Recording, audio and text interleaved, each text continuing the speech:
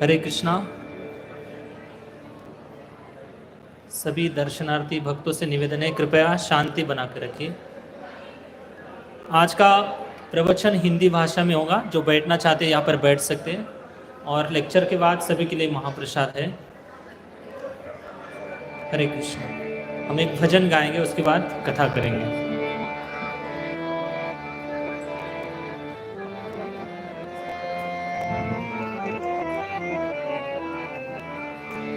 जय राधा माधव कुंज बिहारी,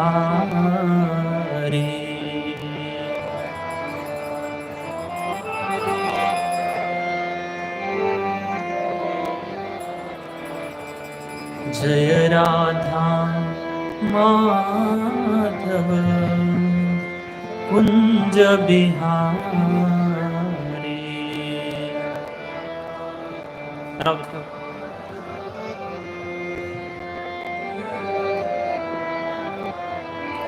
जय गोपी जन वल्लभ गिरिवर धारी,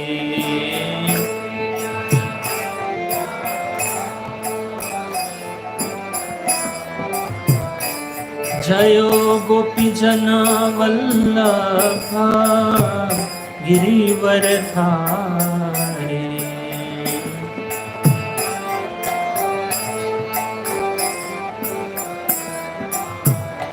जयो यशोदानंदन व्रज जनरंजन,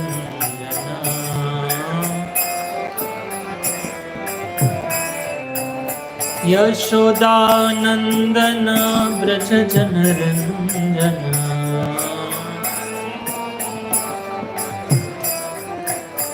यशोदानंदन व्रज जनरंजन।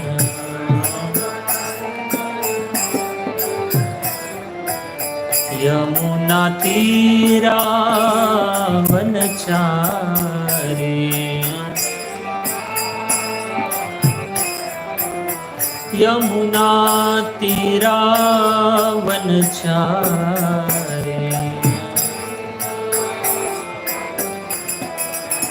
जय राधा माधव कुंज बिहारी,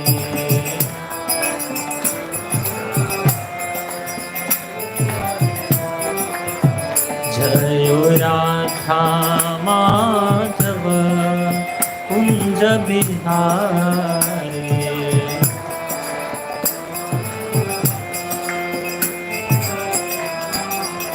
जय गोपी जन वल्लभ गिरिवर धारी,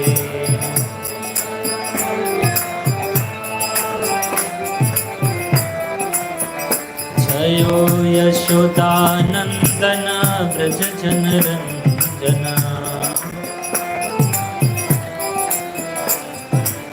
यशोदानंदन व्रज जनरंजन।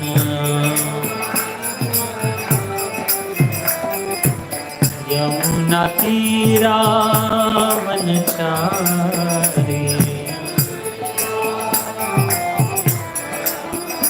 हरे कृष्णा कृष्णा कृष्णा हरे हरे, हरे राम राम राम हरे हरे।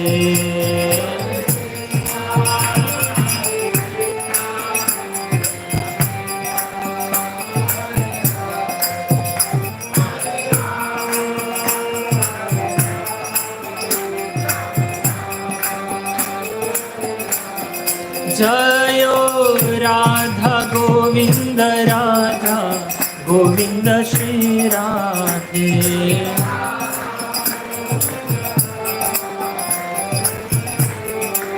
जयो गौरनिताय गौरनिताय गौरनिताय, जयो गौरनिताय।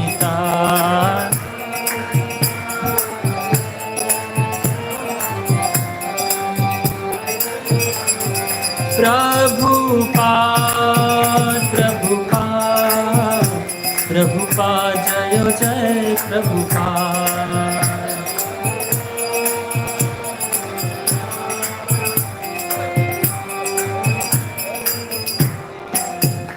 जय श्री हरिनाम संकीर्तन की जय।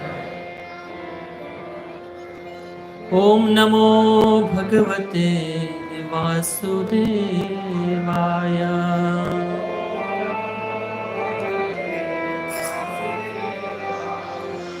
ओम नमो भगवते वासुदेवाय।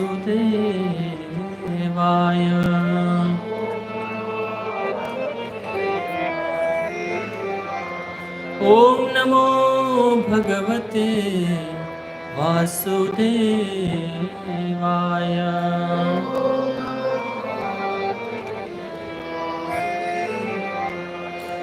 नारायणं नमस्कृत्यं नरं चैव नरोत्तमं देवीं सरस्वतीं व्यासं ततो जयो मुदीरये। नष्टप्रायेषु अभद्रेषु नित्यं भागवत सेवया भगवती उत्तमश्लोके भक्तिर्भवति नैष्टिके। कृष्णाय वासुदेवाय देवकी नन्दनाय च नन्दगोपकुमाराय गोविन्दाय नमो नमः। ॐ अज्ञानतिमिरन्धस्य ज्ञानाञ्जनशलाकया चक्षुरोन्मिलितं येन तस्मै श्रीगुरुवे नमः। श्रीचैतन्यमनोभीष्टं स्थापितं येन भूतले स्वयं रूप कदा मह्यं ददाति स्वपदान्तिकं। वन्देऽहं श्रीगुरु श्रीयुतः पदकमलं श्रीगुरून् वैष्णवांश श्रीरूपं साग्रजातं सहगण रघुनाथान्वितं तं स्वजीवं साद्वैतं सावधूतं परिजनसहितं कृष्णचैतन्यदेवं श्रीराधा कृष्णपादान् सहगण ललिता श्रीविशाखान्वितांश। नमो ॐ विष्णुपादाय कृष्णपृष्ठाय भूतले श्रीमते भक्तिवेदान्त स्वामिनिति नामिने। नमस्ते सारस्वती देवे गौरवाणी प्रचारिणे निर्विशेष शून्यवादी पाश्चात्यदेशतारिणे।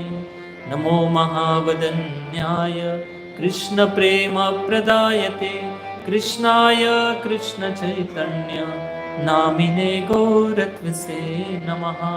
हे कृष्णा करुणा सिन्धु दीनबन्धु जगत्पते गोपेश गोपिकान्त राधाकान्त नमोस्तुते।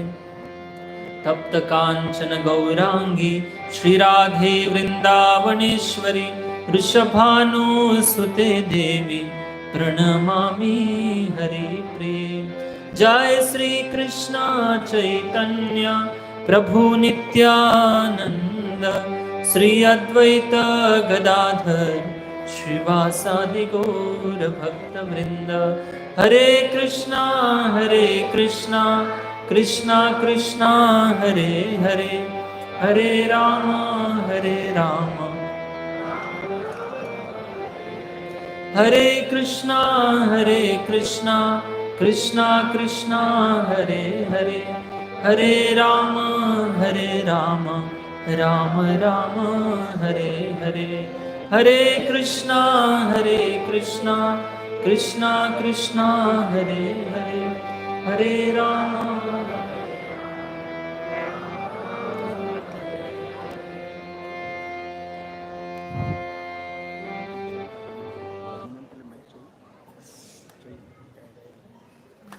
श्री राधे। Thank you.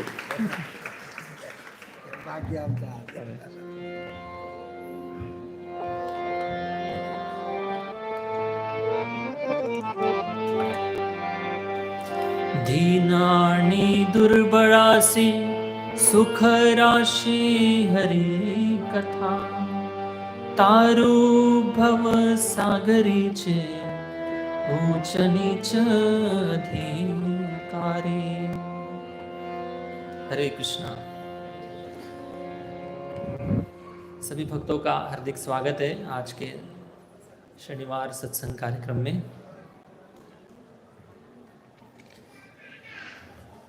तुकाराम महाराज जी कहते हैं, दीन आणि दुर्बळासी सुख राशी हरि कथा तारू भव सागरीचे ऊंच नीच अधिकारी। ये जो हरि कथा है, भगवान की जो कथा है, दीन और दुर्बल जो लोग हैं इनके लिए बहुत बड़ी औषधि के समान, मेडिसिन के समान काम करती है। दीन आणि दुर्बळासी सुख राशि हरि कथा तारू भव सागरीचे। ये जो भवसागर है ये तर के फिर से वो भगवान के धाम चला जाता है। दीन और दुर्बल ये जो दो शब्द है, इसका जो अर्थ है हमें लगता है कि बहुत गरीब लोग होंगे दीन और दुर्बल, लेकिन वैसा नहीं है। दीन और दुर्बल का अर्थ यह है कि दीन मतलब जो व्यक्ति हमेशा किसी दूसरे व्यक्ति से सुख की अपेक्षा से जी रहा है, इसलिए वो दूसरों से हमेशा सुख की भीख मांगते रहता है, किसी भी तरह की। और दुर्बल का अर्थ यह है कि जो अपनी इंद्रियां और मन को नियंत्रित नहीं कर पाते, इनको दुर्बल और दीन कहा गया है। तो ये जो लोग हैं, ये क्वालिटी सभी के अंदर है, हम जैसे सारे लोगों के अंदर है। तो हम जैसे लोगों के लिए सबसे बड़ी मेडिसिन है भगवान की कथा। पिछले शनिवार कितने भक्त आए थे? कोई हाथ ऊपर उठा सकते हैं, मुझे देखने दो। कितने लोग आए थे? ओ, हर बार नए लोग आ रहे, कितनी अच्छी बात। Thank you.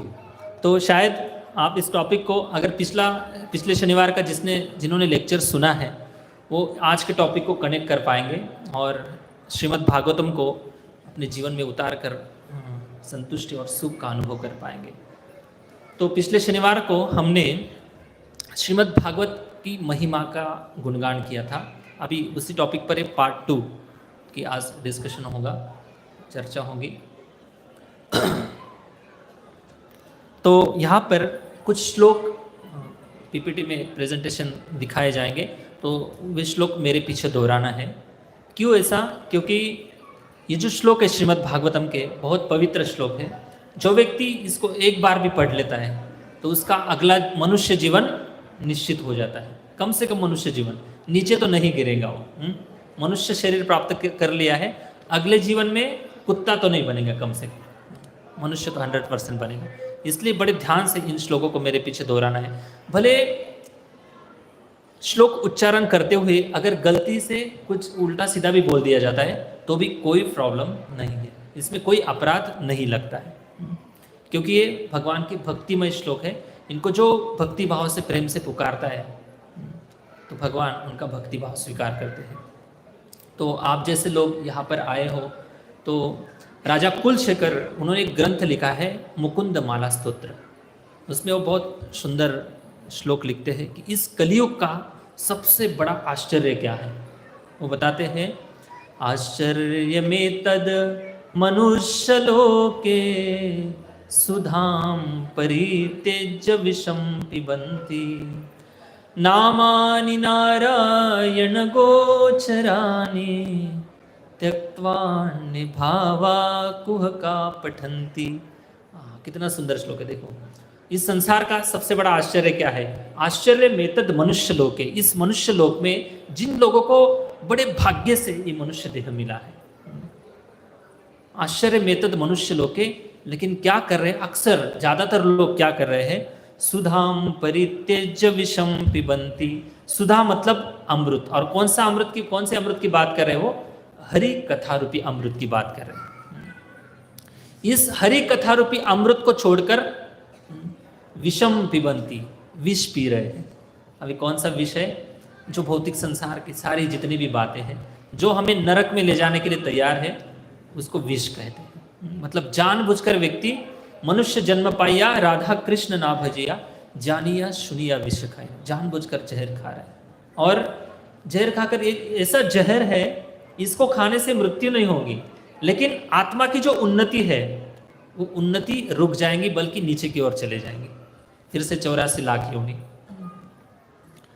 तो नारायणी नाम गोचरानी, भगवान का नाम इतना सुंदर है, भगवान की कथा इतनी सुंदर है, इसको छोड़कर दुनिया की सारी चीज़ें अच्छी लगती हैं। तो इसलिए हरि कथा ही हमारे हमारे आत्मशुद्धिकरण के लिए औषधि है। तो हम लोग पिछले शनिवार को हमने अलग अलग शास्त्रों से, पद्म पुराण से, श्रीमद् भागवतम से और स्कंद पुराण से, ब्रह्मवैवर्त पुराण से, अलग अलग जगह से श्लोक लेकर भागवतम की जहाँ जहाँ पर गुणगान किया गया है उसके श्लोक के ऊपर हमने चर्चा किया था। तो श्रीमद् भागवतम के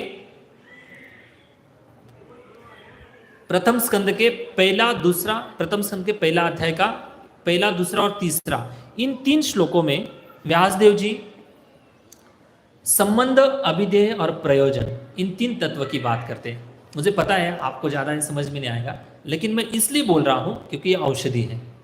मेडिसिन के बारे में पेशेंट को ज्ञान नहीं होता है, लेकिन वो खा लेता है तो काम जरूर करती है, पता है ना। तो वैसे बस सुनते रहो, 100% काम करेगा। तो पहला, दूसरा और तीसरा, पहले अध्याय के जो 3 श्लोक हैं, तो इन 3 श्लोकों में पहले श्लोक में व्यासदेव जी लिखते हैं संबंध ज्ञान का वर्णन करते हैं, दूसरे श्लोक में लिखते हैं अभिधेय और तीसरे श्लोक में लिखते हैं प्रयोजन। तो ये थोड़ा सा टॉपिक ही टेक्निकल है, फिर भी हम ट्राई करेंगे समझने का। हमने इन 3 श्लोकों में से 2 श्लोक की चर्चा की थी। पहला श्लोक मैंने जानबूझकर चर्चा नहीं किया था, क्यों? क्योंकि ये जो टॉपिक है, इस टॉपिक को शुरू करने से पहले अगर वो श्लोक हम बोल लेते हैं तो शायद कनेक्ट कर पाएंगे, इसलिए मैंने पहला श्लोक नहीं बोला था। तो दूसरा और तीसरा श्लोकों की हमने चर्चा की थी। दूसरा श्लोक ये था अभिधेय ज्ञान का, धर्म प्रोजित कैतवत्र परमो निर्मत्सराणाम सताम वेद्यम वास्तवमत्र वस्तु शिवदम तापोत्रयोन्मूलनम श्रीमद् भागवते महामुनि कृते किं वा परेरीश्वरः सद्य रुद्य अवरुद्ध तित्र कृतिभि शुश्रूषु भीज तत्क्षणात्। ये श्लोक दूसरा श्लोक है। इसका मीनिंग ये है कि श्रीमद् भागवतम ग्रंथ में जो इस संसार का कैतव धर्म है, जिस धर्म का पालन करने से आत्मा का कल्याण नहीं के बराबर होता है, तो ऐसे धर्म को श्रीमद् भागवतम में बिल्कुल स्थान नहीं दिया गया है। वो धर्म है धर्म, अर्थ, काम और मोक्ष। इनका पालन करने से आत्मा का कल्याण नहीं के बराबर होता है। फिर कौन से धर्म की बात होती है? फिर हमने पहले स्कंद के दूसरे अध्याय का 6वां श्लोक पढ़ा था, सवै पुंसाम परो धर्म। ऐसा धर्म बताते हैं सुखदेव गोस्वामी कि आध्यात्मिक जगत का धर्म इस जगत में अगर हम पालन करते हैं तो आध्यात्मिक जगत के अधिकारी बन जाते हैं हम। तीसरे श्लोक में इस भागवतम की सार रूप की महिमा का वर्णन किया गया है, और जो रसिक लोग हैं, इस भागवतम को पढ़ना चाहते हैं, सुनना चाहते हैं और अपने जीवन में उतारना चाहते हैं, तो उनके लिए हे रसिक गण हो, इस शब्द बोलकर व्यासदेव जी हम सबको आमंत्रित करते हैं। वो श्लोक था, निगम कल्पतरो गलितम फलम शुकमुखादमृत द्रव्य संमितम पिबत भागवतम रसमालयम मुहुरहो रसिका भुवि भावुका। इस श्लोक का अर्थ यह है कि सारे वैदिक शास्त्रों का सार श्रीमद् भागवतम है और परिपक्व फल के रूप में इसकी तुलना की गई है। जो व्यक्ति इस भागवतम को पीता है उसका जीवन का कल्याण हो जाता है। हरे कृष्णा। सभी को निवेदन है, कृपया आगे थोड़ा बैठिए, आगे आ जाइए, क्योंकि आने वाले लोगों को भी जगह मिलेगी। ठीक है, तो इस श्रीमद् भागवतम के 2 श्लोकों की हमने चर्चा की थी। अभी हम पहले श्लोक की चर्चा करेंगे। क्यों? क्योंकि संबंध ज्ञान की मैंने पिछले शनिवार को चर्चा नहीं की थी। इसका कारण ये था,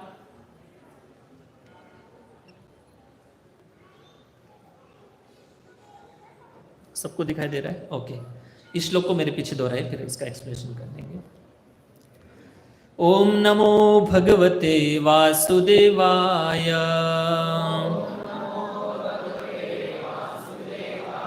जन्मादि यस्य यतोऽन्वयादितरतः स्वार्थेष्वभिज्ञस्वराट् तेने ब्रह्म हृदये आदि कवये मुह्यन्ति यत सूरया। तेजो वारि मृदां यथा विनिमयो यत्र त्रिसर्गो मृषा धाम्ना स्वेन सदा निरस्तकुहकम् सत्यं परम धीमहि। हाँ, तो ये श्लोक का मीनिंग बहुत सुंदर है। इसकी व्याख्या करने के लिए अगर विस्तारित से व्याख्या कर किए जाए तो 1 घंटा लग जाएगा, तो भी मैं संक्षिप्त रूप से इसको कहूँगा। इसका मीनिंग है जन्मादि यस्य यतः, ये प्रभु वासुदेव, वसुदेव के पुत्र, मैं आपको नमस्कार कर रहा हूँ। आप सारे जन्म आदि यस्य, जितने भी इस संसार में जन्म लेते हैं, इनके सारे आदि कारण हो आप, मतलब सबसे पहले आप हो। और इस ब्रह्मांड के प्रकट से भी परे आप हो। अन्वयाद इतरतश्च स्वार्थेष्व अभिज्ञ स्वराट, और आपको सब कुछ पता है इस संसार का, और उसके बावजूद भी आप इस संसार के द्वारा पूरी तरह से स्वतंत्र हो, पूरी तरह से स्वराट हो। और तेने ब्रह्म हृदय, आपने सबसे पहले ब्रह्मा जी के हृदय में ज्ञान दिया था, आदि कवये। और मुह्यंती यत सूरयः, और इस आपके स्वरूप को देखकर सारे देवी देवता, सूर्य मतलब देवी देवता, मोहित हो जाते हैं। कैसे मोहित होते? तेजो वारी मृदाम, जैसे अग्नि, पानी और मिट्टी, इसका अलग अलग उदाहरण है। जैसे जल में स्थल और स्थल में जल का एक भास होता है, उसी प्रकार से सारे लोग मोहित हो जाते हैं, आपके स्वरूप को नहीं जान पाते। यत्र त्रिसर्गो मृषाम धाम्ना स्वेन सदा निरस्तकुहकम सत्यम परम धीमहि। आपको सारे ऋषि मुनिगण आपका गुणगान करते हैं, और ऐसे परम सत्य का मैं ध्यान करता हूँ। इस श्लोक को एक अलग दृष्टि से समझेंगे। भगवान इस संसार में जब आते हैं तो भगवत गीता के 15वें अध्याय के एक श्लोक में 6वां या 7वां श्लोक है, ममई वांशु जीवलोके जीवभूत सनातना मनशिष्टानि इंद्रियाणि प्रकृति स्थानी कर्षति। हम जैसे सारे लोग इस संसार में भगवान को छोड़कर इस संसार में प्रकृति के साथ संघर्ष कर रहे हैं, एक ना एक दिन सुखी बन जाएंगे, इस आशा से हम जी रहे हैं। लेकिन सुख सुख करके सब लोग सूखते जा रहे हैं, लेकिन सुख का कोई पता नहीं चल रहा है। तो ये जो अवतार है भगवान के, तो हम जैसे लोगों को ज्ञान दिलाने के लिए आते हैं कि जीवात्मा और भगवान, इनका जो संबंध है, ये संबंध का जो ज्ञान है, इसको बताने के लिए भगवान और उनके द्वारा दिए गए जो परंपरा है, जो साधु संत है, वो हमेशा हमें बताते रहते हैं। तो संबंध ज्ञान की जो चर्चा है आज हम इसलिए कर रहे हैं क्योंकि संबंध ज्ञान के बिना हम भगवान की कथा ठीक से नहीं समझ सकते। जब तक भगवान से संबंध नहीं जोड़ते हम, तब तक भगवान की कथा का जो रसपान है, जो अनुभव है, वो हम कभी नहीं कर पाएंगे। जैसे कोई पोथी पढ़ते हैं, जैसे कोई किताबें पढ़ते हैं, वैसा ही किताब नहीं है। इसमें भावना है, इसमें रस है, और उस रस का आदान प्रदान करने के लिए व्यासदेव जी बुला रहे हैं, मुहुरहो रसिका भुवि भावुका। हे रसिक गण हो, आ जाओ, वेलकम। आपको भागवतम सुनना है तो आपको रसिक बनना पड़ेगा। तो रस मतलब क्या है? तो मुख्य 5 रस हैं, और इसी अध्याय के 3रे श्लोक में अगर जाएंगे, निगम कल्पतरो गलितम, इसमें प्रभुपाद जी 12 रसों का वर्णन करते हैं। तो पहले 5 प्रमुख रस है, शांत, दास्य, साख्य, वात्सल्य और माधुर्य। मतलब इन रसों के माध्यम से भगवान से संबंध स्थापित किया जाता है। अगर हमने भगवान से संबंध स्थापित कर लिया है, पहली बात तो शांत रस तो छोड़ दो। प्रभुपाद जी कहते हैं कम से कम जीवेर स्वरूप है कृष्ण नित्य दास। नित्य दास भगवान के हम क्या है? नित्य दास है। इस संबंध को भी डेवलप कर लिया, जान लिया, तो भी हम भक्ति का, भागवतम का रसास्वादन कर सकते हैं। ऊपर के जो 3 रस है, साख्य, वात्सल्य और माधुर्य, इनकी तो बात बाद में देखेंगे, क्योंकि जब तक चेतना बंधी हुई है तो इन रसों का आदान प्रदान मुश्किल है। तो कम से कम हम अपने आप को दास भाव में रखकर इस भागवतम को पढ़ सकते हैं। जब तक भगवान के दास के रूप में हम संबंध नहीं जोड़ेंगे, तब तक भागवतम का हम आस्वादन नहीं कर पाएंगे। कैसे? मैं एक उदाहरण से समझाता हूँ। एक भागवतम से उदाहरण लेंगे और इस एक दुनिया का एक उदाहरण लेंगे। राजा परीक्षित महाराज सुखदेव गोस्वामी के मुखारविंद से कथा सुन रहे थे। 7 दिन 7 रात तक उन दोनों ने कुछ भी नहीं खाया पिया था, बस बैठे थे, कथा चल रही थी। और जब वृंदावन में भगवान श्री कृष्ण का अवतार होता है, भगवान श्री कृष्ण जन्म लीला करते हैं, उसके 6वें दिन एक पूतना नामक राक्षसी भगवान को मारने के लिए आती है। बड़ी सज धज कर लक्ष्मी जैसी दिखाई देती है और उसका उद्देश्य था कि कृष्ण को मार देना। तो जब वो वृंदावन में आती है, जैसे वृंदावन में प्रवेश करती है, और सबसे पहला असुर कौन थी? पूतना थी। तो ये सब सुनकर राजा परीक्षित महाराज बहुत डर जाते हैं और डर के मारे उनके मन में भय उत्पन्न हो जाता है कि ये पूतना बहुत भयानक राक्षसी है, तो कृष्ण को मार तो नहीं देंगे ना। तो परीक्षित महाराज अपनी भावना व्यक्त कर रहे हैं। अभी देखो, इस प्रसंग को सुनकर परीक्षित महाराज को दुख लग रहा है। जब भागवतम में खुशी का प्रसंग आता है तो परीक्षित महाराज को आनंद का अनुभव होता है। तो ये बात हो गई राजा परीक्षित महाराज की। अभी हम लोग जब इसी कथा को, और ऐसी कई कथा है, इनको जब हम सुनेंगे तब हमारा मनोभाव क्या होगा। हम भौतिक फल के लिए सुन रहे हैं, भुक्ति मुक्ति सिद्धि कामी सकली अशांत, कृष्ण भक्त निष्काम अतएव शांत। इस भागवतम में एंट्री करने से पहले भुक्ति, जिनको इस संसार से अध्यात्म के नाम पर एंजॉय करने की इच्छा है, इन लोगों को भुक्ति कहते हैं। मुक्ति मतलब मुक्ति कामी जो लोग हैं, इनको भी भागवतम में कोई प्रवेश नहीं। मुक्ति कामी, भुक्ति मुक्ति सिद्धि, सिद्धि प्राप्त करने वाले लोग, ये भी भागवतम का रसास्वादन नहीं कर पाते। उनके लिए हिमालय है, योगासन करो, प्राणायाम करो, सिद्धि प्राप्त करो। भुक्ति मुक्ति सिद्धि कामी, जो कामी लोग हैं उनके लिए अलग अलग देवी देवताओं के मंदिर है, उनके पास जाओ, नारियल फोड़ो, मन्नत मानो, साल में 50 बार जाते रहो, उपवास करते रहो, प्राप्त होगा तब होगा। तो ऐसे लोगों को भागवतम का रसास्वादन नहीं होता है। ज्ञान स्थापित करना बहुत जरूरी है। मैं एक भौतिक जगत का एक उदाहरण, हरे कृष्णा कृष्णा कृष्णा हरे, हाँ, तो समझो आपकी सोसाइटी के गेट में, गेट के बाहर या अंदर, समझो जहां पर भी हो, आपकी सोसाइटी का एक लड़का है, और वो लड़का स्मोकिंग कर रहा है लड़का स्मोकिंग कर रहा है, और आपने जाते समय उस लड़के को देखा, और आप जानते भी उसको कि भाई हमारी सोसाइटी में रहता है, किसी विंग में रहता होगा। तो उसको देखकर आपको क्या लगेगा? बस आप देख लेंगे कि भाई स्मोकिंग कर रहा है, कलयुग है, बच्चे बिगड़ गए आजकल, किसी की बात नहीं मानते, बस चले जाएंगे आप। हाँ, फिर दूसरे दिन की बात, हाँ, उसी जगह पर अगर आपका लड़का स्मोकिंग कर रहा है तो क्या फीलिंग्स आएंगे आपके अंदर, क्या भावना आएंगी? हाँ तो सबकी अलग अलग भावना आएंगी। कोई बोल रहा है चप्पल से मारेंगे तो उदाहरण हमारे सामने है। एक को जब हम देखते हैं तो कोई भावना नहीं आती जाती, लेकिन उसी जगह पर अगर हमारा बेटा है तो हमें दुख और सुख का अनुभव हो सकता है। ऐसी परिस्थिति में दुख का ही अनुभव होगा। तो कहने का मतलब यह है कि जब तक संबंध स्थापित नहीं होता है ना, तब तक सुख और दुख का अनुभव बिल्कुल नहीं होगा। तो इसलिए सबसे पहले कृष्ण से संबंध स्थापित करना है। और कौन सा संबंध स्थापित करना है हमें? सबसे पहले दास्यत्व का। हम भगवान के दास हैं, भगवान हमारे स्वामी हैं, भगवान के ऊपर हम प्रेम करते हैं, भगवान हम पर प्रेम करते हैं। तो अगर प्रेम का संबंध है तो उनके जीवन में जो दुख है, क्या किसी की दुख की कथा सुनने के लिए अच्छा लगता है? नहीं। तो उनके जीवन में जब दुख आता है तो हमें भी दुख होता है।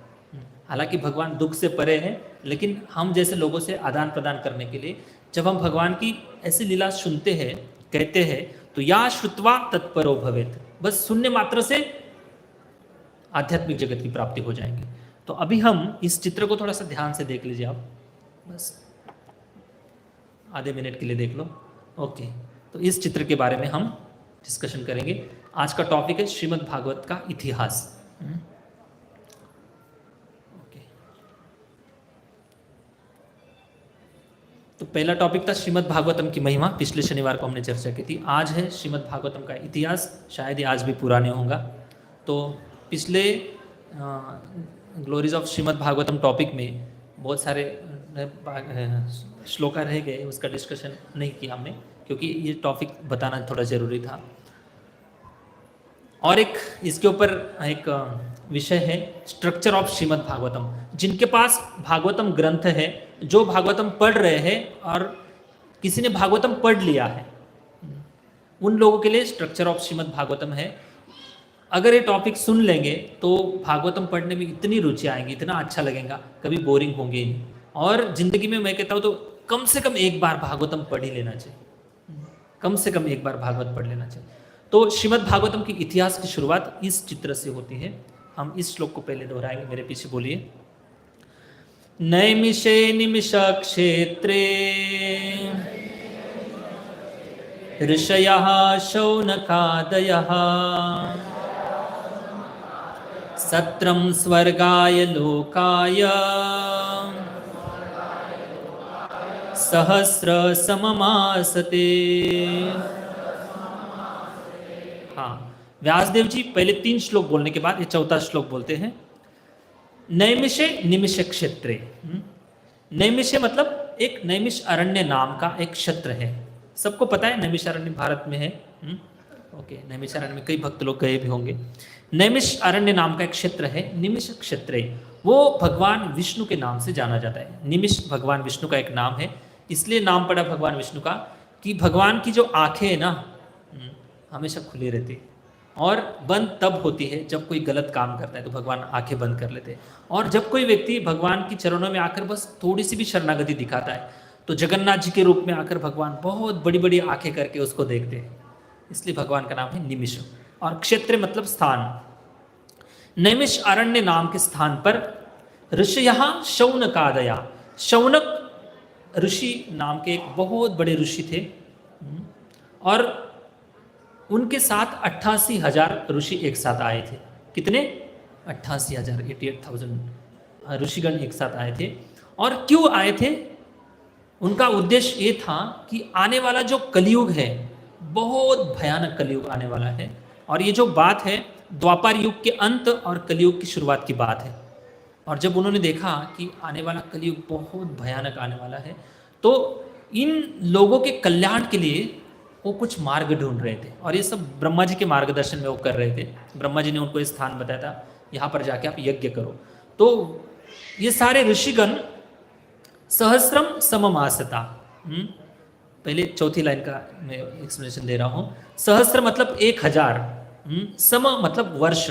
1000 वर्ष तक उन्होंने बहुत बड़ा यज्ञ का आयोजन किया था और उन्होंने सोचा था कि इस यज्ञ के करने से सारी दुनिया का कल्याण होने वाला है। अभी इसको देखकर सत्रम स्वर्गाय लोकाय, इस लाइन पर आएंगे। देखो, सत्र मतलब सेमिनार, मीटिंग। स्वर्गाय लोकाय, स्वर्ग लोक में इस सेमिनार का गुणगान हो रहा है। देखिए, इस संसार में सारे ऋषि मुनि एक साथ आए हैं और देवता जो है स्वर्गलोक के देवी देवता इन ऋषियों का गुणगान कर रहे हैं। क्यों गुणगान कर रहे हैं सारे ऋषियों का? देवता लोग, देवता किसी का ऐसे गुणगान नहीं करते हैं, वो अपनी दुनिया में मस्त है, सारी दुनिया के लोग उनका गुणगान करते हैं। तो देवता लोग इनका गुणगान इसलिए कर रहे थे कि वो देख रहे थे कि इस संसार में जितने भी मीटिंग होती है, जितने भी सेमिनार होते हैं, तो बिना मतलब का कोई एक साथ नहीं आता है। हर एक व्यक्ति को स्वार्थ है और स्वार्थ प्रेरित होकर लोग एक साथ आते हैं। लेकिन ये ऋषिगण देखो, इन ऋषियों ने खुद के जीवन का सुख सब कुछ त्याग दिया है और वो दूसरों की चिंता कर रहे हैं। इनको खुद की कोई चिंता नहीं, वो अपने जीवन में उन्होंने परफेक्शन प्राप्त कर लिया है। भगवत गीता में 2 लोगों की चर्चा है 6वें अध्याय में, एक योगारूढ़ और दूसरे योगारूढ़। योगारूढ़ मतलब उस प्रैक्टिस करने वाले लोग, और जो योगारूढ़ है जो जिन्होंने परफेक्शन प्राप्त कर लिया योग मार्ग में, तो ये लोग थे वो।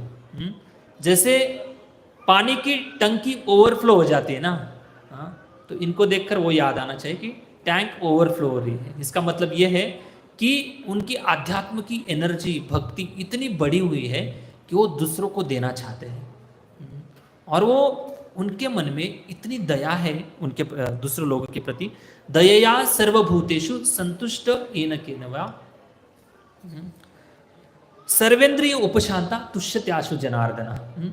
सभी जीवों के प्रति वो दया करने के लिए एक साथ आए थे। दया सर्वभूतेषु, और खुद बहुत ज़्यादा संतुष्ट थे। संतुष्ट येन केनवा सर्वेंद्रिय उपशांता तुष्यत्याशु जनार्दना।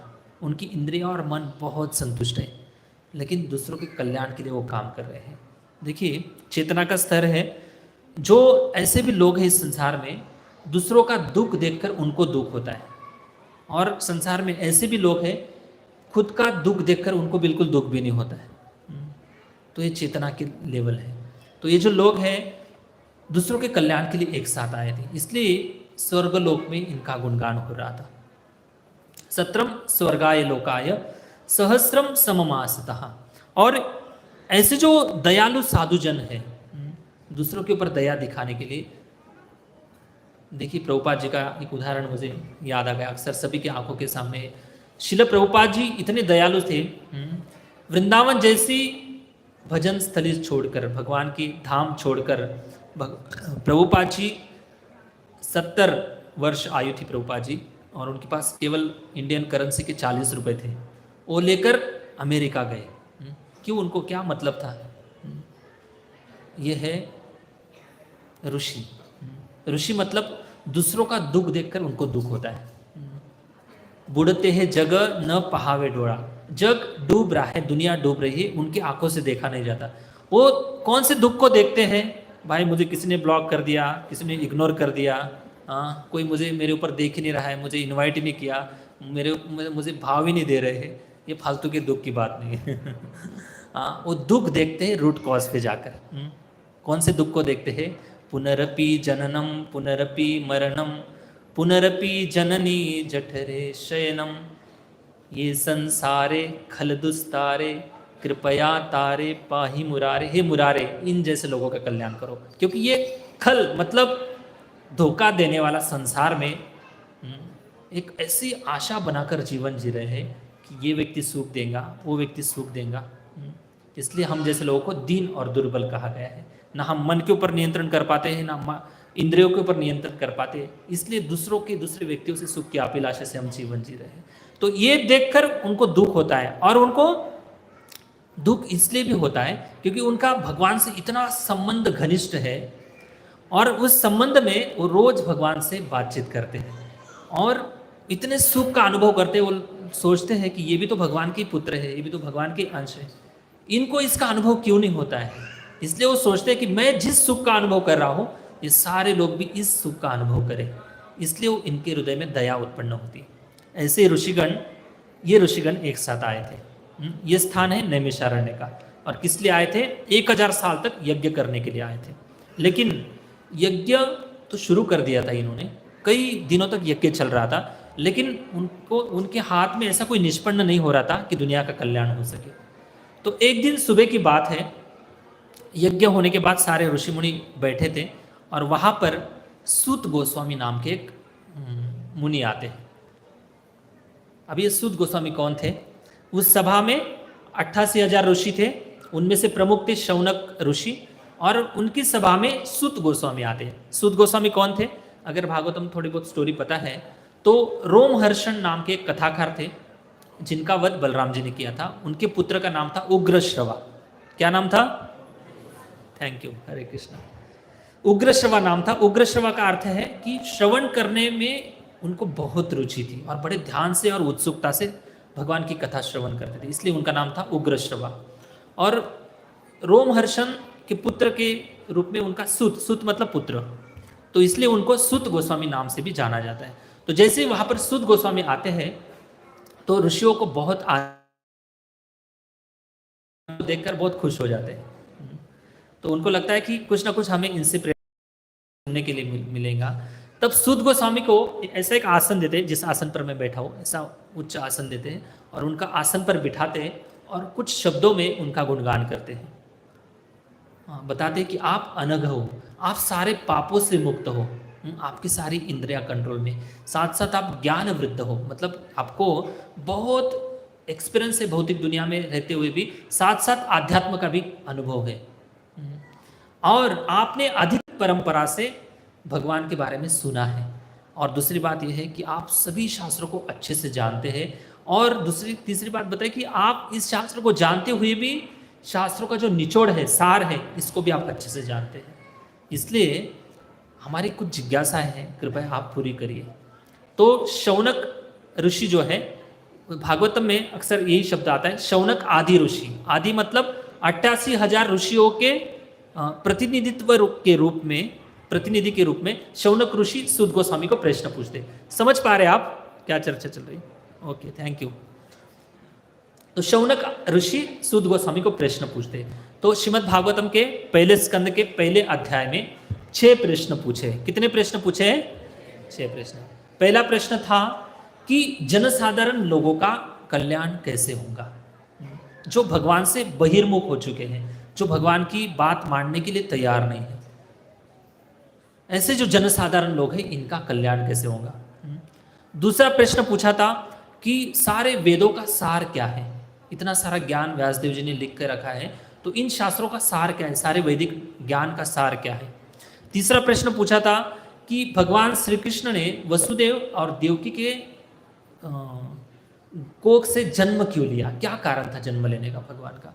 चौथा कारण था भगवान के जो पुरुष अवतार है, पुरुष अवतार मतलब कारणोदक्षय विष्णु, गर्भोदक्षय विष्णु और क्षीरोदक्षय विष्णु, इन्होंने इतनी सुंदर सृष्टि बनाई है, तो इनकी साहसपूर्ण लीला हमें सुननी है। तो पुरुष अवतार के बारे में प्रश्न पूछा, ये चौथा प्रश्न था। पांचवा प्रश्न था कि भगवान अलग अलग अवतार में आकर लीला करते हैं, तो कृपया हमें लीला अवतार के बारे में बताइए, ये पांचवा प्रश्न था।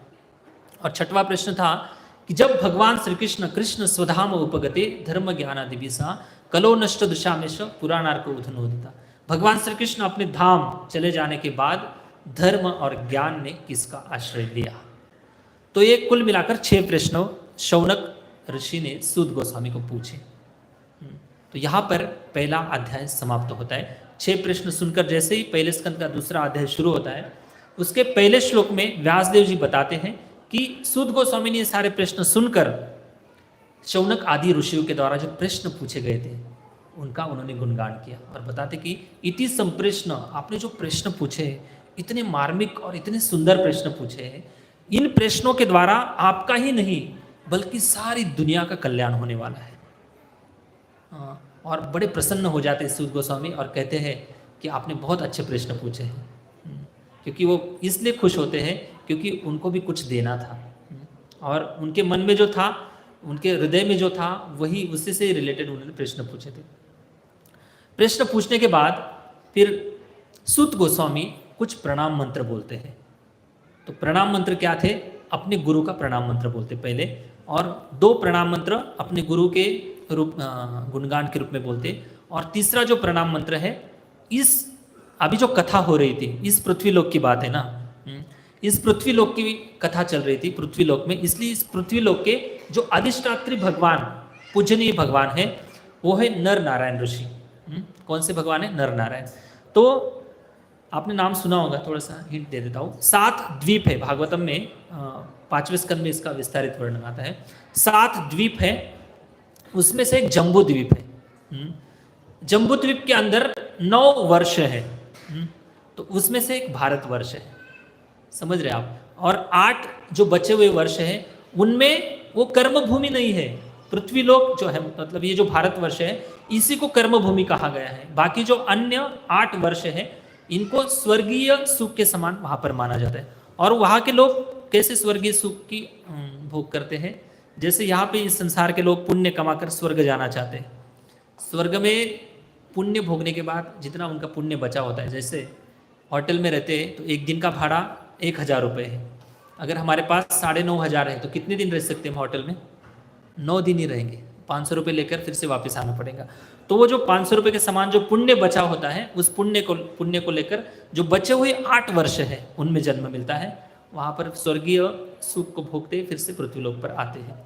तो ये है जीवात्मा की भ्रमंती। तो कहने का विषय ये था कि सूत गोस्वामी इस लोक के जो नर नारायण ऋषि, उनको प्रणाम करते हैं। नारायणं नमस्कृत्यं नरं चैव नरोत्तमं देवीं सरस्वतीं व्यासं ततो जयो मुदीरयेत्। इस श्लोक में सुद गोस्वामी बताते हैं कि नारायणम नमस्कृत्यम, हे प्रभु मैं आपको नमस्कार कर रहा हूँ। क्यों? क्योंकि आपके लोक में मैं कथा करने के लिए अभी आया हूँ यहाँ पर, इसलिए मैं आपको नमस्कार कर रहा हूँ। आगे जाकर कहते हैं देवीम सरस्वती व्यासम, व्यास देव जी को प्रणाम करते, अपने गुरु के पिताजी परम गुरु को प्रणाम करते हैं, और सरस्वती माता को प्रणाम करते हैं। कौन सी सरस्वती को प्रणाम करते हैं? जो वीणा बजा रही ये सरस्वती को नहीं प्रणाम कर रहे सुद गोस्वामी। आध्यात्मिक जगत में गोलोक वृंदावन में भी सरस्वती माता है, जो सरस्वती ने तेने ब्रह्म हृदय आदि कवय, ब्रह्मा जी के हृदय में ज्ञान दिया था। क्यों? क्योंकि देवताओं के अंदर हरि कथा देने की क्षमता नहीं है। कृष्ण से तुम्हारा कृष्ण दिते पार तुम्हारा शक्ति आचे, जिन्होंने कृष्ण का आश्रय लिया है वही लोग हमें कृष्ण दे सकते हैं। बताइए किसी देवी देवता ने शुद्ध भक्ति की दीक्षा दी किसी को? नहीं। हमारे आचार्य की वो क्षमता है, हमारे गुरुजनों की क्षमता है जो कृष्ण देने के लिए आए हैं। इसलिए सूत गोस्वामी को आध्यात्मिक जगत की कथा करनी थी, इसलिए सूत गोस्वामी उस आध्यात्मिक जगत की सरस्वती को प्रणाम कर रहे हैं और प्रणाम करके प्रार्थना करें कि मेरे अंदर शक्ति प्रदान करो, मुझे बुद्धि दो ताकि मैं भगवान की कथा अच्छे से कर सकूं। उसके पहले अपने गुरु को प्रणाम करते हैं। पहला श्लोक गुरु प्रणाम का है, मंगलाचरण अभी शुरू हो रहा है भागवतम का। ठीक है, इस श्लोक मेरे पीछे दोहराइए। यम प्रवजन्तमनुपेत्यमपेत कृत्यम द्वैपायनो विरह कातर आजुहाव पुत्रेति तन्मयतया तरवोभिनेदु स्तम सर्वभूतहृदयं मुनिमानतोऽस्मि। हाँ, एक बात की बात है, देखिए यम प्रवजंत मनुपेत्य मपेत्य कृत्यम, इसका अर्थ यह है कि इसके पहले हम इस श्लोक का वर्णन से पहले एक कथा सुनेंगे जो ब्रह्म वैवर्त पुराण में आती है। ठीक है, मैं 10 मिनट में उस कथा को बता दूंगा, देन इस श्लोक के ऊपर हम डिस्कस करेंगे। कथा इस प्रकार से आती है, कथा इस प्रकार से आती है कि जब भगवान श्री कृष्ण और राधा रानी इस संसार में जब उन्होंने अवतार लिया, राधा कृष्ण बहुत सुंदर लीला कर रहे थे, तो भगवान श्री कृष्ण की ने सोचा कि इस संसार में अभी हमारी लीला खत्म हो गई है, हम लोग अभी गोलोक वृंदावन जाते। तो गोलोक वृंदावन से बहुत बड़ा सोने का रथ आता है और उस पर राधा कृष्ण और सारे जितने उनके मित्र सखा गोपी जितने भी लोग थे वो सारे बैठ जाते हैं और सीधा गोलोक वृंदावन के लिए तैयारी करते। और उन एसोसिएट्स जितने भी लोग थे, संगी थे भगवान के, तो उनमें एक तोता था जिसका नाम था शुक, और उसकी सेवा ये थी कि राधा और कृष्ण इन दोनों के बीच में मैसेज सेंड करते थे और मैसेज लेकर आते थे, तो मैसेंजर के रूप में काम करते थे। उनका नाम था शुक। और वो जो तोता था उसको राधा रानी ने बुलाया और कहा कि हे शुक, आप इसी संसार में रह जाओ। लेकिन वो शुक रोने लगा कि राधा रानी, मैं आपके विरह के बिना कैसे इस संसार में रह सकता हूँ, ये भौतिक जगत तो बहुत भयानक है, इसमें मैं नहीं रहना चाहता हूँ। तब राधा रानी बोलती है कि देखो शुक, आपने हमारी गुह्य लीला से लेकर प्रकट लीला तक सारी लीला आपने देखी है, और सबसे सीक्रेट मैसेज आपको सब कुछ पता है। अगर आप हमारे साथ चले आएंगे गोलोक वृंदावन में, तो इन जैसे जीवों का, इन जैसे लोगों को हरि कथा कौन बताएगा, इनका कल्याण कैसे होगा। तब राधा रानी ने शुकदेव गोस्वामी को कहा कि आप इधर ही रह जाओ। शुक नाम था उनका, इसके बाद शुकदेव गोस्वामी बने। शुक को बोला कि आप यहीं पर रह जाओ। तब शुक जो थे बड़े दुखी हुए, लेकिन कहा राधा रानी मुझे कुछ आश्रय दो और कुछ बताओ कि मैं कैसे जीवित रहूं। तब राधा रानी कहती है कि आप ऐसी जगह पर जाओ जहाँ पर मेरी और कृष्ण की कथा होती रहती है, राधा कृष्ण की कथा होती रहती है, और इसी में आप आनंदी रहो, सुखी रहो, और जब आपको मौका मिलेगा तब इस हरि कथा का वर्णन जरूर करना, ताकि आने वाले जितने भी लोग हैं कलयुग के, इनका कल्याण हो। तब राधा रानी की बात मानकर शुक जो थे तोता इसी संसार में रह जाता है, और वो ढूंढते रहता है कि कहाँ पर कथा चल रही है, कहाँ पर कथा चल रही है। आजकल तो सब कुछ यूट्यूब पर लाइव दिखाई देती है। Thank you.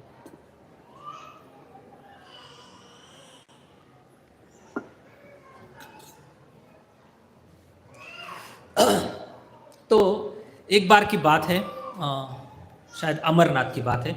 वहाँ पर एक बार नारद मुनि कैलाश में चले जाते हैं और पार्वती माता को कहते हैं कि आप भगवान शिव को एक प्रश्न पूछ लेना कि आपके गले में जो कौटियों की माला है, मुंडकियों की जो माला है, ये किसकी है, किसको इतना मतलब किससे आप इतना प्रेम करते कि उनकी माला आप गले में धारण कर लेते हो। तब भगवान शिव बताते हैं कि ये आपकी माला है, आपके द्वारा ही बनाई गई, क्योंकि पिछले जन्म का वो याद दिलाते हैं, सती के रूप में आप कैसे अलग अलग जगह पर आपका देह हुआ था। ये सब स्टोरी होती है। उसके बाद फिर जब खुश हो जाएंगे शिव जी, तो उनसे एक बात पूछ लेना आप। नारद मुनि पार्वती को कहते हैं कि आप उनको एक इच्छा व्यक्त कर देना कि मुझे अमर कथा सुननी है, जो जिस कथा सुनने से उस व्यक्ति का आत्मा का कल्याण हो जाता है, इसलिए इस कथा को अमर कथा कहते हैं। सबको अमर बनना है, बनना है कि नहीं? हरे कृष्णा। ठीक है, सुन तो लो कम से कम। तो इस अमर कथा सुनने की इच्छा करती पार्वती माता। तो शिव जी बताते हैं कि देखो, इस कथा सुनने के लिए योग्यता की आवश्यकता होती है, और योग्यता के बिना अगर कोई इस कथा को सुनता है तो अपराध कर बैठता है। इसलिए इस कथा के लिए योग्यता चाहिए। इसलिए हम ऐसे एकांत स्थान में जाएंगे जहाँ पर कोई नहीं आएगा। तो फिर दोनों शिव और पार्वती चले जाते हैं, वहाँ पर उनकी श्रीमद् भागवतम के सबसे गुह्य बात जो है, उन राधा कृष्ण की लीला की चर्चा होती है। और वहाँ पर ये जो तोता था शुक, ढूंढते हुए जाता है शिव और पार्वती जहाँ पर इस कथा की चर्चा कर रहे होते, वहाँ पर बैठ जाते हैं, एक पेड़ की टहनी पर बैठ जाते हैं और कथा सुनते रहते हैं। और शिव कथा बता रहे थे, शिव जी, और पार्वती माता सुन रही थी। तो सुनते सुनते पार्वती माता हुंकार दे रही थी, मतलब उनको बता रही थी कि मैं कथा सुन रही हूँ, जैसे ऐसे बताते हैं ना।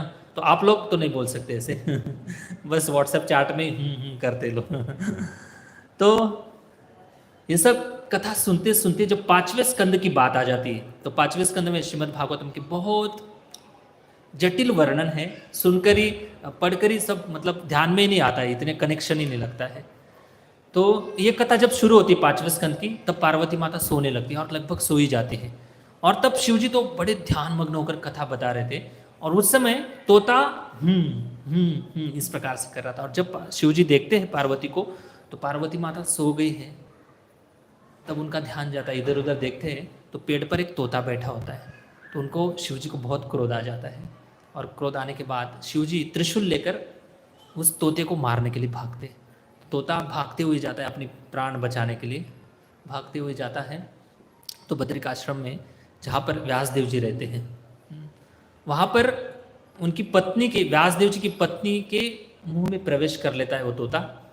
और व्यासदेव जी बताते कि शिव जी क्या हो गया आज आपको, थोड़ा शांति को पकड़ो अचानक से इतने त्रिशूल लेकर क्यों भाग रहे हो। तब वो बताते कि अरे मैंने मेरे इस तोते को मारना चाहता था, लेकिन मुझे मेरे हाथ ही नहीं लगा तोता, आपकी पत्नी के मुंह में प्रवेश कर लिया उसने तो व्यासदेव जी कहते हैं कि अभी इसकी जिम्मेदारी मेरे ऊपर है, इसके रक्षण करने की, आप यहाँ से चले जाओ। तब शिव जी वहाँ से चले जाते हैं। चले जाने के बाद व्यासदेव जी की जो पत्नी थी उसको गर्भधारणा हो जाती है, और गर्भावस्था के बाद अक्सर इस संसार की जितनी भी स्त्रियाँ हैं 9-10 महीने जितने भी टाइम है उसमें वो बच्चे को जन्म दे देती है। लेकिन व्यासदेव जी की पत्नी के गर्भ में ये जो शुक था, सुखदेव गोस्वामी थे, वो 16 साल तक बाहर ही नहीं आते। 1 साल हुआ, 2 साल हुआ, 3 साल हुआ, व्यासदेव जी का टेंशन बढ़ते जा रहा था कि भाई क्या हो रहा है अचानक से। तब व्यासदेव जी उस गर्भ को प्रणाम करते और कहते कि आप कौन ऐसे महात्मा हो अंदर जो बाहर आना नहीं चाहते हो। तब सुखदेव गोस्वामी बोलते हैं अंदर से कि हे व्यासदेव जी, पिताजी, मैं बाहर नहीं आना चाहता हूँ। अंदर से बोल रहे, सोचिए आप मैं बाहर नहीं आना चाहता। उन्होंने पूछा भाई क्यों? वो बताते कि भगवान की जो माया है बहुत भयानक माया है, और ऐसी माया, इसको बिल्कुल दया नहीं है, तो मैं इस मायावी जगत में आना नहीं चाहता। माया के बंधन में पड़ने से अच्छा है गर्भ के बंधन में ही रहना अच्छा है, तो बाहर आना ही नहीं चाहते। तब व्यासदेव जी ने बताया कि देखो भाई, कुछ भी हो, आप माया को डरो या ना डरो, बाहर तो आना ही पड़ेगा, क्योंकि सवाल मेरी पत्नी का है, आपसे भी ज़्यादा मेरी पत्नी की मेरी चिंता है, मुझे चिंता है। ऐसे बताते हैं फिर व्यासदेव सुखदेव गोस्वामी अंदर से बताते हैं, अगर स्वयं मायापति भगवान श्री कृष्ण यहाँ पर आकर मुझे आश्वासन देंगे कि मेरी माया आपको स्पर्श भी नहीं करेंगे, तब जाकर मैं बाहर आऊँगा। तब व्यासदेव जी भगवान श्री कृष्ण को बुला कर लाते हैं और भगवान श्री कृष्ण अंदर बैठे हुए जो सुखदेव गोस्वामी थे उनको आश्वासन देते कि हे सुखदेव गोस्वामी, आप बाहर आ जाइए और बाहर आ जाइए, आपको मेरी माया बिल्कुल स्पर्श नहीं करेंगी। तो जैसे ही भगवान श्री कृष्ण चले जाते हैं और जैसे ही सुखदेव गोस्वामी जन्म लेते हैं, जन्म लेने के बाद 16 साल के युवक के समान बन जाते हैं, क्योंकि वो ब्रह्मवादी थे अंदर से और योग शक्ति के कारण अपने शरीर को रोक लेते हैं। योग शक्ति ऐसी होती। चतुष कुमार भी बहुत विद्वान, बहुत वयोवृद्ध है, लेकिन वो अपना जो शरीर है उन्होंने 5 साल के बच्चों के समान ही रखा है। वैसे ही सुखदेव गोस्वामी जन्म लेते ही 16 साल के युवक बन गए और जैसे ही जन्म लेते ही चले गए। तो इस श्लोक में सूत गोस्वामी सुखदेव गोस्वामी का गुणगान कर रहे हैं। अभी सुखदेव गोस्वामी एक अलग पात्र है। सुखदेव गोस्वामी और परीक्षित महाराज, इनकी कथा गंगा के किनारे चल रही है और सूत गोस्वामी और शौनक आदि ऋषि, इनकी कथा नैमिषारण्य में चल रही है। तो कथा समझते समय, भागवतम पढ़ते समय या सुनते समय एक बात ध्यान में रखनी, जैसे कोई फिल्म चलती है तो सीन कभी कभी गार्डन का सीन आता है, कभी घर का सीन आता है, तो कभी ऑफिस का सीन आता है, तो कथा तो एक ही चल रही होती है ना। वैसे ही कभी कभी भागवतम में सूत उवाच आएगा या शौनक आदि ऋषि प्रश्न पूछते, ये जब प्रसंग आता है तो समझ लेना चाहिए ये चर्चा नैमिषारण्य की चर्चा हो रही है। और कभी कभी राज उवाच आता है तो राजा परीक्षित महाराज सुखदेव गोस्वामी को प्रश्न पूछते हैं, शुक उवाच आता है तो ये गंगा किनारे की बात है। तो 2 जगह पर यहाँ पर दोनों का डिस्कशन एक साथ व्यासदेव जी ने लिखा है। तो अभी सूत गोस्वामी अपने गुरु को प्रणाम कर रहे हैं, इसको कहते हैं मंगलाचरण। अभी क्या, कौन सी लीला का वो स्मरण कर रहे हैं, देखिए। यम प्रवजंतो मनुपेत्य मपेत कृत्यम। यम मतलब इस प्रकार से जन्म लेते ही, प्रवजंतम, प्रवजंतम मतलब जैसे कोई संन्यास लेने के लिए चला जाता है, वैसे ही सुखदेव गोस्वामी जन्म होते ही संन्यास लेने के लिए चले गए। प्रवजंतम मनुपेत्य मपेत्य कृत्यम, लेकिन संन्यास लेने से पहले कुछ ऐसे क्रियाक्रम होती है जो करना अनिवार्य होता है, जैसे उपनयन संस्कार होते हैं और भी कई संस्कार होते हैं, गुरु के आश्रम में जाना था, उसके बाद फिर परिपक्व अवस्था में संन्यास लिया जाता है। लेकिन जो मेरे गुरु है, सूत गोस्वामी कह रहे, मेरे गुरु है जन्म लेते ही जंगल चले गए, प्रवजंत। उसके बाद क्या हुआ, द्वैपायनो व्यासदेव जी विरह कातर आजुहाओ। विरह मतलब उनके विरह में, अपने पुत्र के विरह में कातर, उनको बहुत दुख हो रहा था। और क्या कह रहे थे वो, आजुहाव, आजुहाव मतलब हे पुत्र, हे पुत्र रुक जाओ, रुक जाओ, वापिस आ जाओ इधर। आजुहाव इस प्रकार से पुकार रहे थे।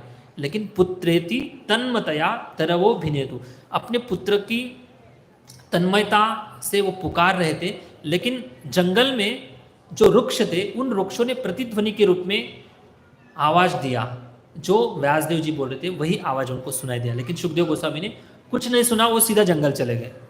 स्तम सर्वभूत हृदयम मुनि मानतोस्मि, ऐसे मेरे गुरु जो है मुनि, उनको मैं प्रणाम कर रहा हूँ।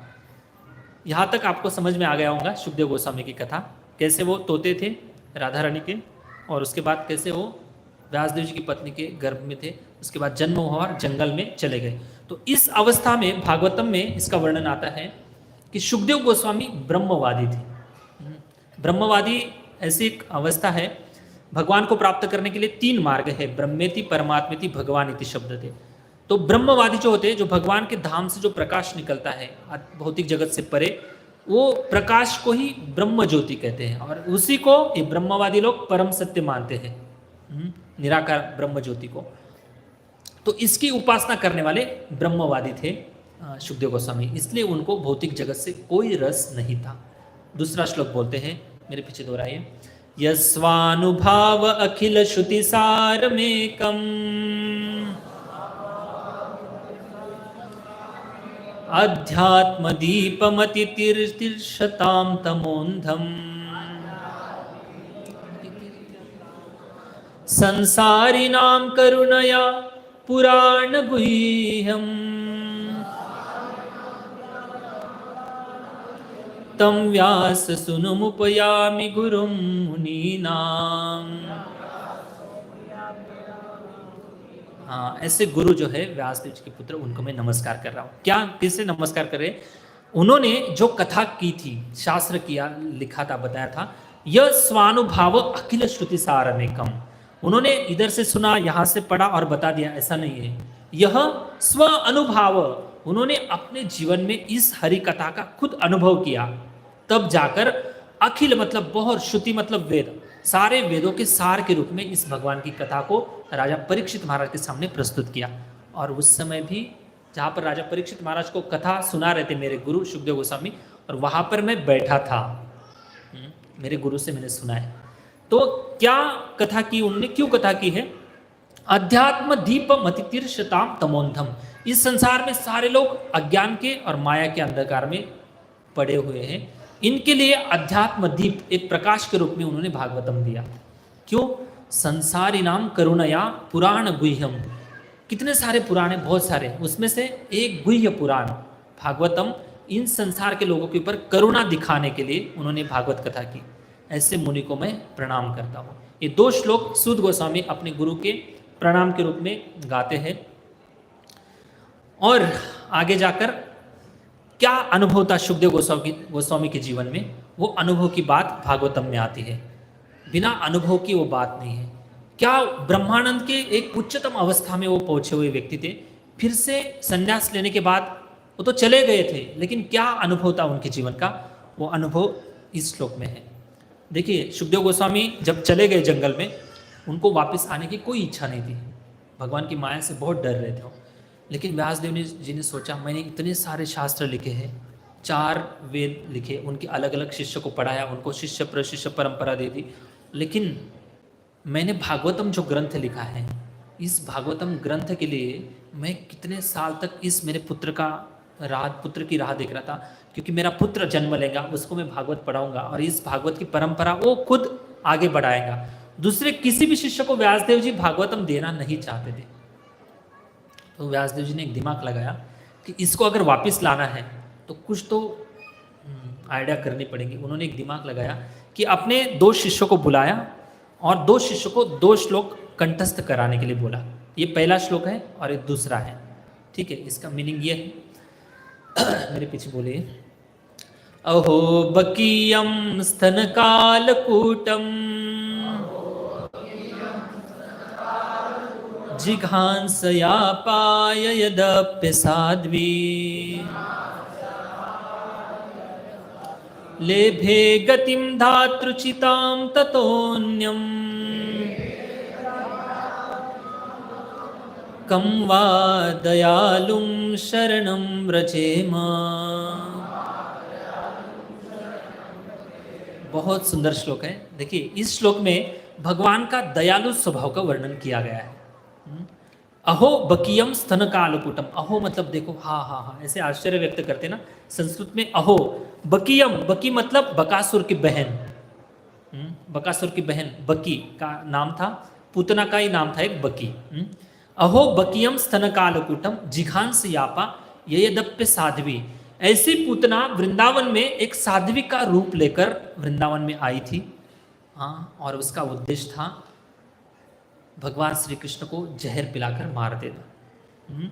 लेभे गतिम, देखो कितना बड़ा आश्चर्य, उसने क्या गति प्राप्त कर ली, धातृचिताम ततोन्यम, भगवान के धाम में धात्री का रूप उसने प्राप्त कर लिया। धात्री मतलब 7 माताओं का वर्णन हमारे शास्त्र में आता है। आत्म माता, गुरु पत्नी, ब्राह्मणी, राजपत्निका, धेनुर्धात्री तथा पृथ्वी, सप्तैता मातरा स्मृता, इन लोगों को माता के रूप में जाना जाता है। तो उसमें से धात्री एक माता है, गो एक माता है, हमारी माँ एक माता है, गुरु पत्नी एक माता है।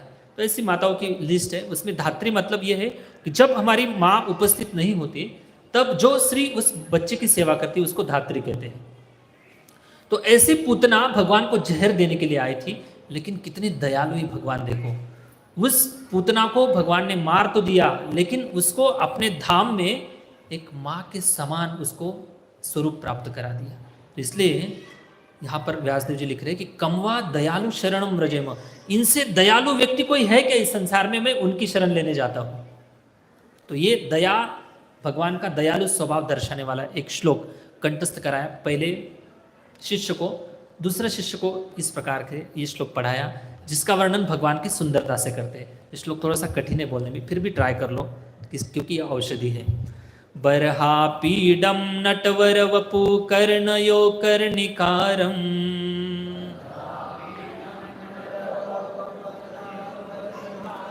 बिभ्रदवास कनक कपिशम वैजयंतीम चमाला।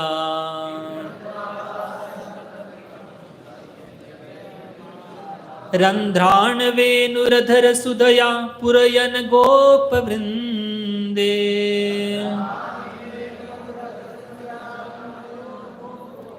वृंदारण्यम स्वपद रमणम प्रविशद गीत कीर्ति। हाँ, इसका जो वर्णन है, अभी जो गोविंद जी का दर्शन कर रहे हैं आप, दर्शन भी खुला है, भगवान गोविंद जी का बहुत अच्छे से श्रृंगार का दर्शन कर लो। इस श्लोक में वो एज इट इज मीनिंग है, बरहा पीडम नटवर वपु कर्णयो कर्णिकारम। हे नटराज के समान खड़े आप त्रिभंग ललित भगवान श्री कृष्ण। ये वेणुगीत का श्लोक है, भगवान के गुणगान के रूप में गोपियाँ वेणुगीत में इस श्लोक को बोलती है। भगवान श्री कृष्ण ने मयूर पंख अपने मस्तिष्क पर धारण किया है। बरहा पीडम नटवर वपु कर्णयो कर्णिकार, कनेर के फूल भगवान ने अपने कान में डाल रखे हैं। और भगवान ये फूल के ऊपर एक बहुत सुंदर लीला है, लेकिन टाइम खत्म हो गया। विप्रत वास कनक कपिशम वैजयंती च माला, भगवान ने सुंदर वैजयंती माला धारण की है। रंध्राण वेणु धर सुधया, ऐसे सुंदर स्वर बजाते भगवान, जो मुरली के जो रंध्र छेद है उनके ऊपर उंगली रखकर। और कैसे? सुदया पुरय गोप वृंदे, आपके जो मित्र है गोप मित्र, उनके सर्कल में आप बांसुरी बजाते हैं। वृंदारण्यम स्वपद रमणम, ऐसे वृंदावन में आप स्वयं के चरण स्वपद रमणम प्रविशत गीत कीर्ति, ऐसी कीर्ति का हम गान कर रहे हैं। भगवान अपने चरणों से वृंदावन को पवित्र करते हैं। तो ये 2 श्लोक व्यासदेव जी ने अपने शिष्यों को पढ़ा है। उसके बाद उनको बोला कि आप जंगल में चले जाओ, जहाँ पर सुखदेव गोस्वामी कुछ अपनी ध्यान धारणा कुछ भी कर रहे होंगे, वहाँ पे चले जाओ और उनके इधर उधर जब देख लेंगे आप उनको, तो उनके बगल में जाकर इन 2 श्लोकों को बोल देना। जैसे ही सुखदेव गोस्वामी इन विद्यार्थियों से ये 2 श्लोक सुनते हैं, तब ब्रह्मवादी के सबसे ऊंचे स्तर पर सुखदेव गोस्वामी थे। जैसे ही इन 2 श्लोक को सुनकर सुखदेव गोस्वामी बहुत आकर्षित हो जाते हैं और उन विद्यार्थियों को पूछते हैं, बच्चों को पूछते हैं कि भाई आपने ये श्लोक कहाँ से सुने, कहाँ से पढ़े हैं, किसने आपको सिखाया है? तब वो शिष्य कहते कि ये तो बस 2 ही श्लोक है, ऐसे और 18,000 श्लोक है भागवतम के। अगर आपको पूरा सुनना है तो हमारे पीछे आना पड़ेगा। तो सुखदेव गोस्वामी बोलते क्यों नहीं सुनना है, हम आएंगे आपके साथ। तब सुखदेव गोस्वामी वापस बैक टू होम आ जाते हैं, अपने घर आ जाते हैं। और आने के बाद जो आत्मारामस्य मुनयो निर्घंत्यु अप्युरुक्रमे कुर्वन्त्य अहितु की भक्ति इत्थम भूतो गुणोहरि। आत्माराम स्तर जो है ब्रह्मवादी लोगों का, आत्माराम मतलब उनको किसी भी वस्तु की, किसी भी व्यक्ति की, उनको सुख की अभिलाषा से वो किसी के पास जाते नहीं है, अपने आप में बहुत संतुष्ट रहते। ऐसे आत्माराम लोग निर्गंथा अप्युरुक्रमे, उनके जो कर्म बंधन की जो ग्रंथि है पूरी तरह से कट गई होती है संसार से। ऐसे भी लोग पूरी तरह से मुक्त है, ऐसे लोग भी भक्ति इत्थम भूत गुणोहरि, जो भगवान के गुण सुनकर फिर से वापस आ जाते हैं। ये 7वें अध्याय का श्लोक है। फिर से सुखदेव गोस्वामी घर आ जाते हैं और अपने पिताजी व्यासदेव जी से भागवतम सुनते हैं, भागवतम पढ़ते हैं। और भागवतम पढ़ने के बाद फिर यही सुखदेव गोस्वामी, जब राजा परीक्षित महाराज का वो एक प्रसंग होता है, फिर गंगा किनारे परीक्षित महाराज आते हैं, वहाँ पे जाकर सुखदेव गोस्वामी परीक्षित महाराज को कथा सुनाते हैं। और वहाँ पर नारद, व्यास, देवल, बड़े बड़े महर्षि आए थे। वहाँ पर सुध गोस्वामी भी थे। उनको ऐसा लग रहा था, उन्होंने तो भागवत कथा कई बार सुनी थी, लेकिन सुखदेव गोस्वामी के मुख से जब उन्होंने पहली बार कथा सुनी तो उनको ऐसा लग रहा था कि हम पहली बार कथा सुन रहे हैं।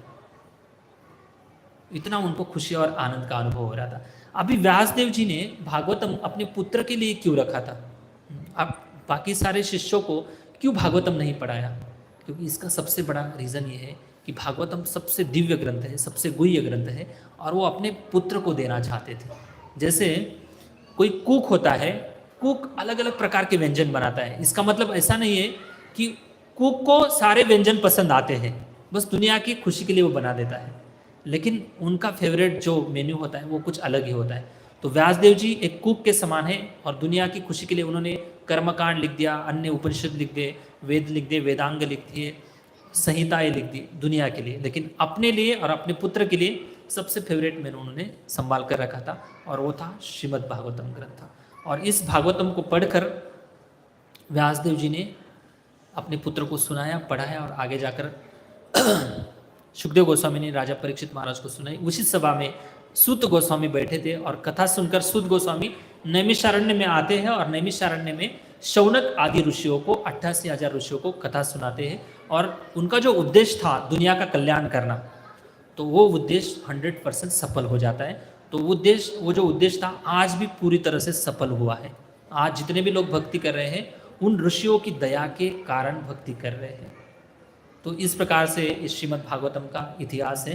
तो शायद मैं आशा करता हूँ आपको भागवतम पढ़ने की, सुनने की प्रेरणा मिली होगी और थोड़ी सी क्लैरिटी आ गई होंगी कि भागवतम के पीछे का इतिहास ये है। और पिछले शनिवार को हमने चर्चा किया था कि कैसे भागवतम की महिमा है, भागवतम क्यों पढ़ना चाहिए, क्यों सुनना चाहिए, कितनी जरूरी है भागवतम सुनना। और इस भागवतम ग्रंथ को जीवन में जो अपनाता है, भागवतम के अनुसार जो भक्ति करता है, उनको निश्चित रूप से यह आत्मा सुप्रसिद्धति, इस लोक में रहते हुए भी संतुष्ट रहेगा, साथ साथ जब शरीर त्याग कर जाएगा तो सीधा भगवान के धाम जाएगा, गोलोक वृंदावन की प्राप्ति करेगा, जहाँ पर कृष्ण रहते हैं, राधा रानी रहती है, सारी सखियाँ रहती है, गोपी वृंद रहते हैं।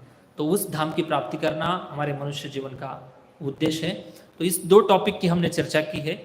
अगर भागवतम जो लोग पढ़ रहे हैं या जिन्होंने पढ़ लिया है भागवतम, उनके लिए बहुत सुंदर एक विषय है स्ट्रक्चर ऑफ श्रीमद् भागवतम। मतलब पूरे भागवतम में एक एक कैंटो की लिंक है पूरी। ऐसे ही भागवतम पढ़ते जाएंगे तो शायद समझ में नहीं आता है, लेकिन पूरे लिंक को अगर अच्छे से समझेंगे, पढ़ेंगे, तो भागवतम सुनना समझना बहुत आनंददायक हो जाएगा। रुचिरम नवम नवम, हर एक अध्याय में, हर एक पेज में रुचि का अनुभव करेंगे और बहुत सुंदर ग्रंथ है। मैं आशा करता हूँ आप सभी को थोड़ा बहुत समझाऊंगा, श्रील प्रभुपाद जी की कृपा से और वैष्णव के आशीर्वाद से कुछ बताने का प्रयास किया। ये सारी वाणी शास्त्रों से है और आचार्यों की वाणी, हमारी कोई वाणी नहीं है। हम आप जैसे, मैं भी एक श्रोता हूँ, श्रोता की भूमिका में आपको मैंने ये सारा एक्सप्लेन किया। तो श्रील प्रभुपाद जी की कृपा से यहाँ पर कथा को हम विराम देते हैं। बहुत बहुत धन्यवाद। Thank you. हरे कृष्ण।